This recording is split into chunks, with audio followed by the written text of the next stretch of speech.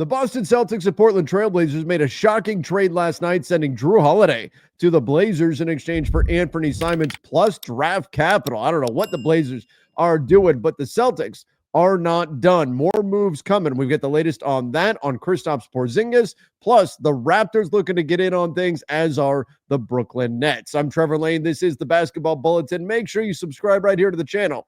Turn on those notifications as well. So first and foremost, why on earth did the Blazers give up more stuff in that deal? Why did they attach second-round draft capital to Anthony Simons on an expiring contract, a 26-year-old player, in exchange for Jrue Holiday, who has 3 years left under contract and over $100 million owed to him at 35 years old? Well, because the Celtics demanded it. Apparently, this is from Jake Fisher, the reporting here being that the Boston Celtics, in these trade negotiations, in order to give up a key contributor on their championship run, would not move either key contributor without positive value coming their way and without the ability to get younger in the process.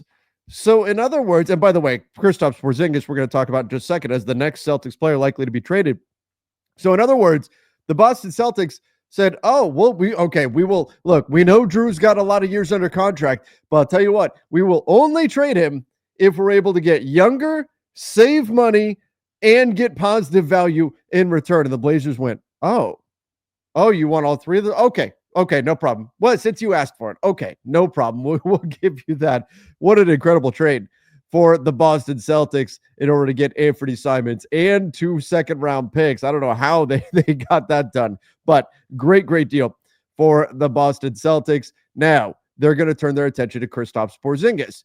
And this is from Brett Siegel of Clutch Points. On the Porzingis front, the next order of business in Boston is trading Kristaps Porzingis. He enters the final year of his contract. Porzingis has drawn interest from several teams, including the Pelicans, Warriors, Lakers, Hawks, and Raptors are a few of the 10 to 12 teams that have been interested in Porzingis. So, look, I think this is indicative of the way the center market is developing, that even teams right now that have their center, even have their center of the future. You think about the Pelicans with Yves Missi, right? These are still teams that are pursuing bigs out there on the market. The Atlanta Hawks bench Clint Capella in order to give more run to Onyeka Okongwu. We're seeing a renaissance of the center position where teams are not comfortable having just one center or one main guy. They want multiple centers now, and we're seeing that from teams like the Hawks. The Raptors already have Jakob Poeltl.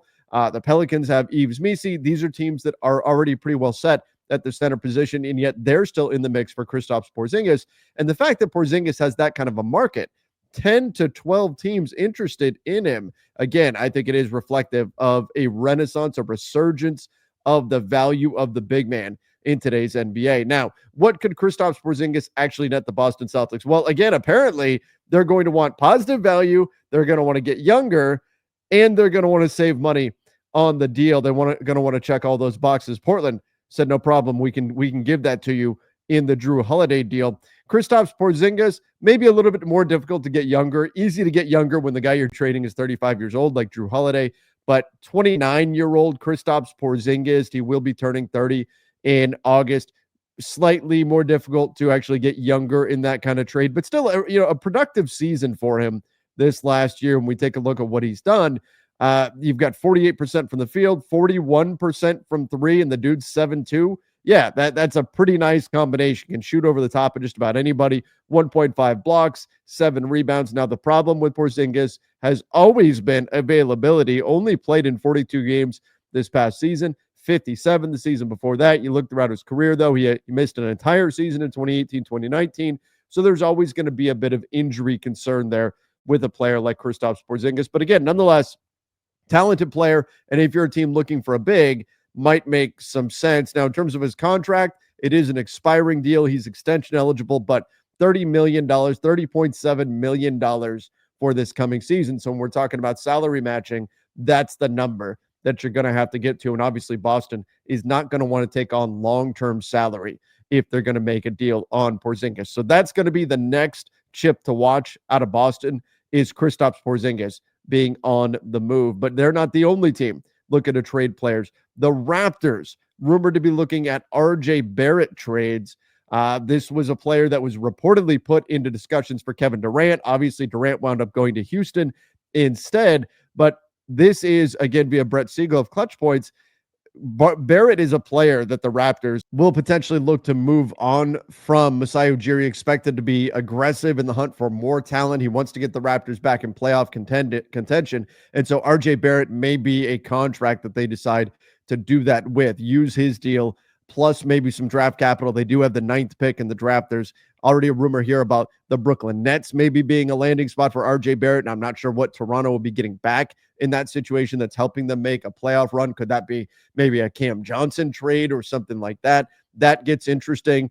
Could they be in on Nick Claxton in a big 3 or 4 team deal? But you look at RJ Barrett, his contract, $27.7 million this season, $29.6 million next season. That's not bad. Not a lot of long-term commitment there to RJ Barrett. And so he would be a nice contract to stack into a deal. Now, the other bit here is what's happening tomorrow night with the NBA draft. A lot of rumors that teams are not just looking for trades for players, they're also looking to trade picks. In fact, a number of teams like the Brooklyn Nets are looking to move up in the draft because they've got multiple picks. And so that's an interesting thing here. You've got the Brooklyn Nets looking to move up. You also have your NBA champion, Oklahoma City Thunder, who have multiple draft picks, who could also look to consolidate some of those. Frankly, they've got more draft picks when we look into their future than they could ever possibly use. So they're a team where consolidation would make a lot of sense, and they could try to move up in the draft. You look at the Thunder, they actually have the 15th pick from the Miami Heat, as well as the 24th pick from the Clippers. Thank you, Paul George trade. And then you look at a team like the Brooklyn Nets. My goodness, 4 first-round picks, pick 27, pick 26, pick 19, and then, of course, pick number 8. The Brooklyn Nets stocked with a lot of draft capital, so they may take the 19th pick, combine it with 27 and or 28, or 27 and or 26, and then try to move up for a player that they really want. So something to keep an eye on as we get closer to draft night, which is now just over 24 hours away. A number of these teams in the first round are going to look to take multiple picks, stack them together, and see if they can move up, see if they have some upward mobility in this draft. So not only do we have player trades going on, the big one last night with the Boston Celtics and the Portland Trail Blazers, now Kristaps Porzingis, probably the next player to be on the way out of Boston. RJ Barrett may be on the move with the Toronto Raptors. Plus, we've got all these teams that are going to look to combine picks and make moves on draft night. I think we're in store for a very busy next few weeks around the NBA, and maybe a very busy next 24 plus hours as we get to the first round of the NBA draft. All of that, of course, means, you know what I'm going to say, subscribe right here to the channel. Turn on those notifications as well, trying to keep you as up to date as we can heading into crazy season around the NBA. So again, hit that subscribe button. We really do appreciate all the support that we've received here at the Basketball Bulletin and all of you who have joined us on this journey. Thank you again, everybody. Till next time, see ya and stay safe.